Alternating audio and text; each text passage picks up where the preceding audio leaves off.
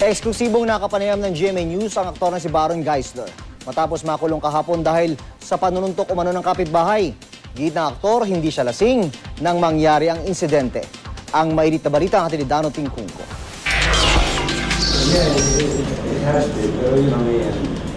Isang araw matapos makalabas sa QCPD Station 5 dahil sa panununtok ng kapitbahay, eksklusibong nagpaunlak ng panayam sa GMA News si Baron Geisler. Ayon sa kanya, masama pa raw ang pakiramdam niya, hindi lang daw pisikal kundi pati emosyonal. Ipinakita ni Baron sa GMA News sa mga sugat na natamo niya sa insidente, pati ang di umano'y pambubugbog sa kanya ng kapwa preso sa detention cell.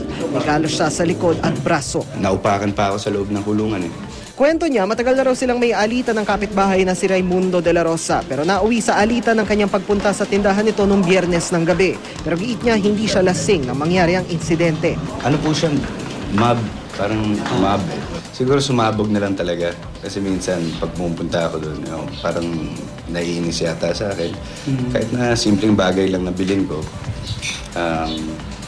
parang hindi maganda yung approach parate. So, nag-snap ako. I was having a bad day already. Tapos, ganun pa yung parang ang dating, ang ginagawa mo dito.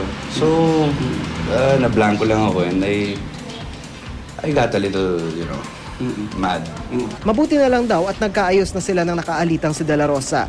Ayaw na raw niya kasing umabot pa sa demandahan ng nangyari. Inamin din ni Baro na matagal na rin daw ang kanyang sakit na depression at nauwi ito sa self-medication o pag-inom ng gamot ng walang reseta ng doktor.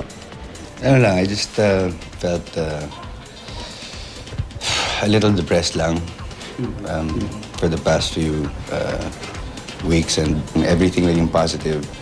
But lately, naging overconfident nga ako dahil hindi na ako pumunta doon sa doctor. Yung pala, nagkamali ako.